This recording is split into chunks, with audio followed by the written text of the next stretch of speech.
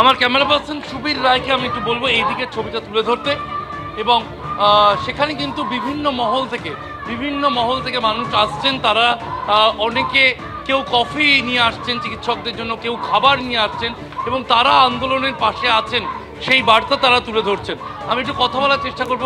আপনারা কোথা থেকে এসেছেন? আমরা কমলা গার্লস স্কুলের তরফ থেকে এসেছি। এই আন্দোলনের পাশে আছেন?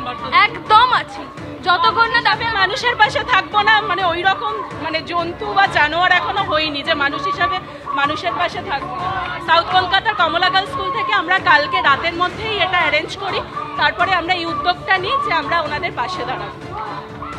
কমলা গার্লস স্কুলের পক্ষ থেকে তারা এসেছেন প্রাক্তনীরা, এবং যে ছবি আমরা দেখতে পাচ্ছি সেখানে জনগণ, যে কথাটা চিকিৎসকরা বারবার বলছেন যে জনগণের একটা বড় অংশ তারা এই আন্দোলনে রয়েছেন, কারণ তাদের চিকিৎসকদের আন্দোলন আর নেই, এই আন্দোলন জন আন্দোলনের আকার নিয়েছে।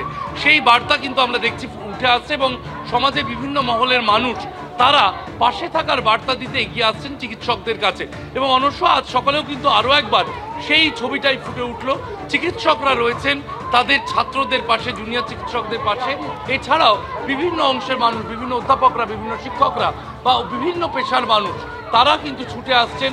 এবং সময় যত বাড়ছে, বেলা যত বাড়ছে, তত দেখা যাচ্ছে মানুষের ভিড় কিন্তু বাড়ছে এই স্বাস্থ্য ভবনের সামনে, বিধাননগরের এই রাস্তায়। একেবারেই শিবাশিস, তুমি আমাদের সঙ্গে থাকো। আমরা বারে বারেই দেখবো এই আন্দোলনরত চিকিৎসকরা যারা এখনো পথে বসে রয়েছেন, রাত ভোর হয়ে গিয়েছে কিন্তু নিজেদের দাবিতে একেবারে অনড়। কোথাও লালবাজার অভিযানের এই পুনরাবৃত্তি হচ্ছে এই স্বাস্থ্য ভবনের বাইরে।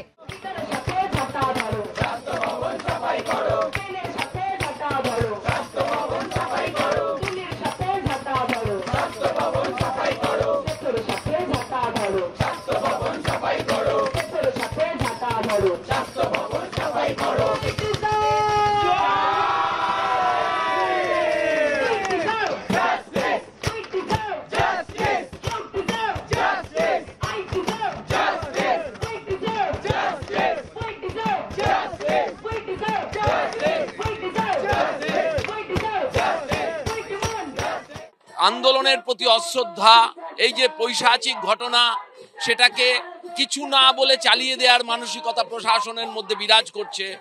তাদের মধ্যে বোধহয় এই ভুল ধারণা, এবং সেটা তাদের জন্য ভয়ঙ্কর হতে পারে, যে তারা মনে করছেন সময়ের সাথে সাথে এটা আরো 10টা ঘটনার মতন মিলিয়ে যেতে পারে।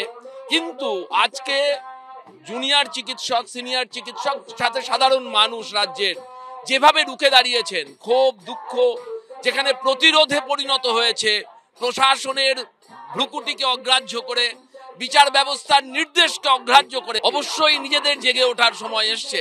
এবং আশা করা যায় যে প্রশাসনও নড়ে চড়ে বসবে। বাঁ হাতে একটা কাগজ ছুঁড়ে ফেলে দিলাম, তোমরা এসো আমার সঙ্গে বসো, গোছের ডাক ছেড়ে হবে না। প্রশাসনকে নেমে আসতে হবে মানুষের মাঝখানে, এবং সেখানে দাঁড়িয়ে এসে অবনত মস্তকে বলতে হবে আমরা ভুল করেছি।